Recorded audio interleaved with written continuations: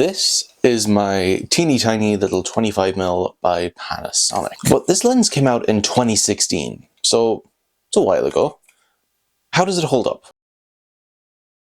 So let's get the back of the box specs out the way. We have a 25mm focal length. So on a microfourthirds body, we have a 25mm focal length, which gives us the equivalent frame of view of a 50mm full frame, right? And 50mm is a very popular focal length. Now, with this being microfourthirds, our widest aperture, smallest aperture, largest aperture, the lower number, 1.7 is actually equivalent to f3.4 for depth of field. But just to be aware that it is the equivalent of an f3.4 for your depth of field. There's no optical stabilization, but considering nearly every microfourthirds body has inbuilt,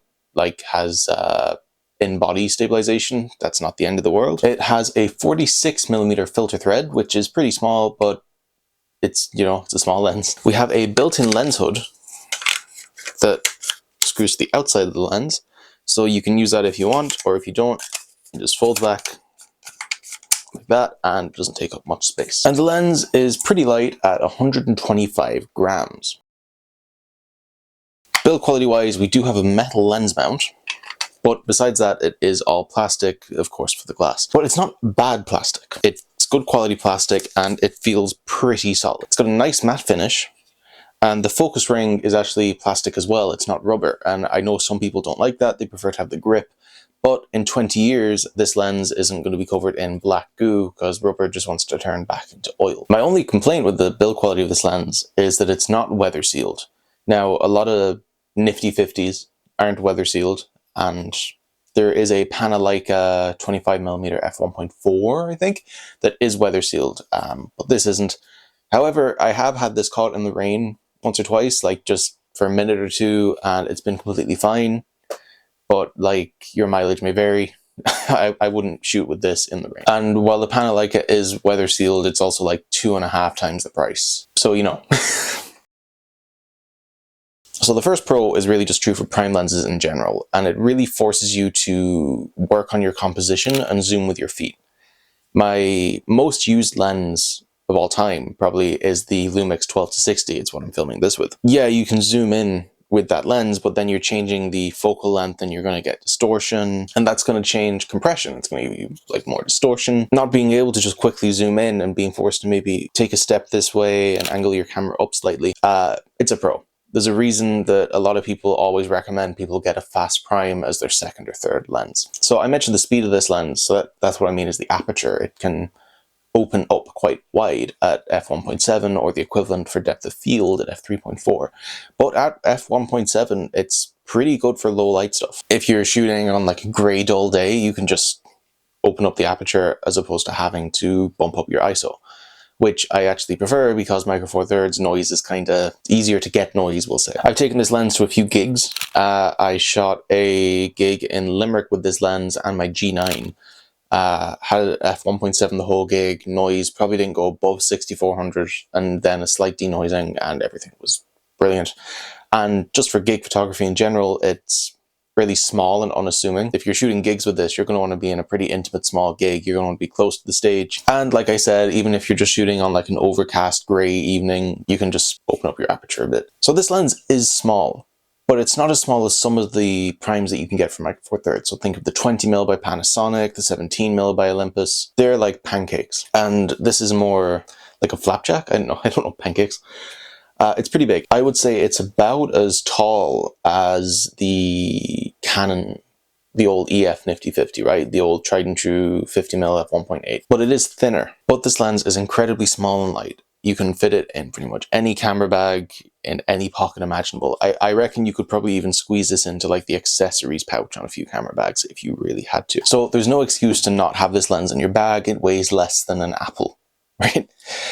And paired with a nice small body like the M5, or you got to think of like is it the GX80, GX800, the 85, the GX9 as well. Just a bunch of the small microfourthirds camera bodies. You pair this lens with it, and you've got a really nice incognito setup that's great for street photography or just everyday carry sort of photography. I've got a video I'm working on at the moment that's the importance of just having a camera that you can take with you everywhere. And spoiler alert, this is my main everyday camera kit.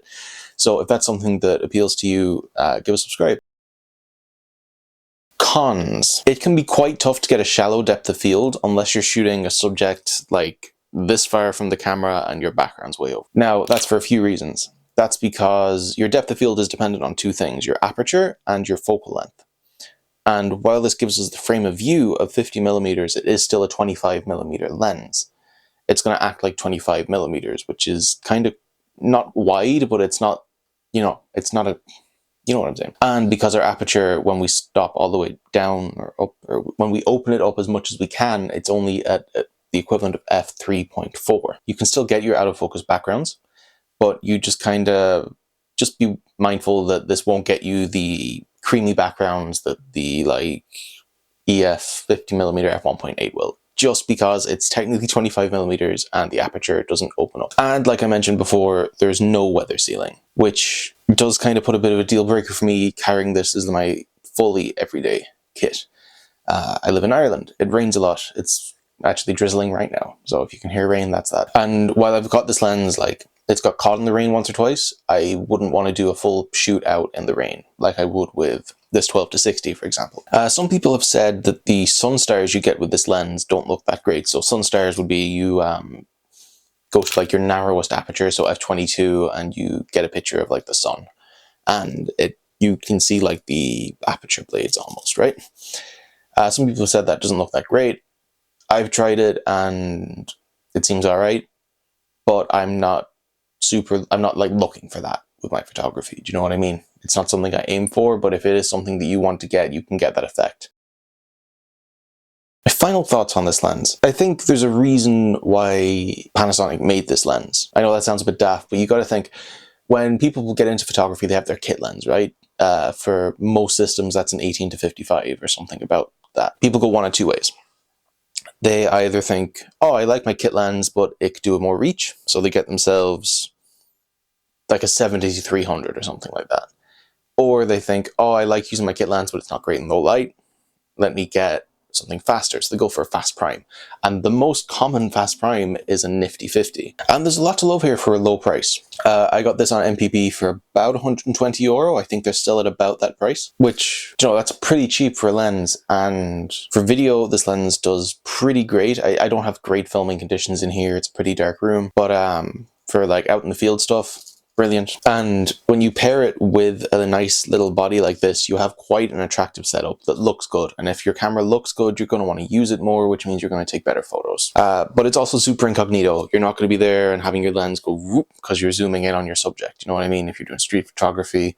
And when you pair it with, particularly with this little EM5, I mean, it's just a great looking setup. I really do like this camera. There's a reason that this equivalent focal length is so popular. It's pretty sharp. I've not found myself having to like increase the sharpening or think, oh, that doesn't look super sharp.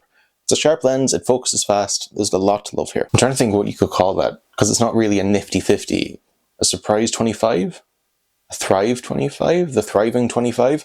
I don't know, we should give all the prime lenses like quirky nicknames. TLDR, or final thoughts, are I think you should pick up this lens if you're after a fast prime. A budget fast prime as well. If you have the budget, go for the Panasonic, just because the aperture opens up that little bit wider and it's weather sealed. It's ideal. If you're looking just for something, if you got a tiny little gap in your camera bag and you're like, oh, what'll I put there? Chuck this in. Have you tried this lens and maybe you agree with what I'm saying, maybe you don't? Let me know in the comments. I think it's actually just a great bargain lens. So if you like this video and want to see more kind of lens reviews and Micro Four Thirds content, give a subscribe. I try and make new videos every week with a focus on photography, the Micro Four Thirds system, photo editing, and just kind of using old gear, getting the most bang for the buck that you can. But yeah, if you made it this far, cheers.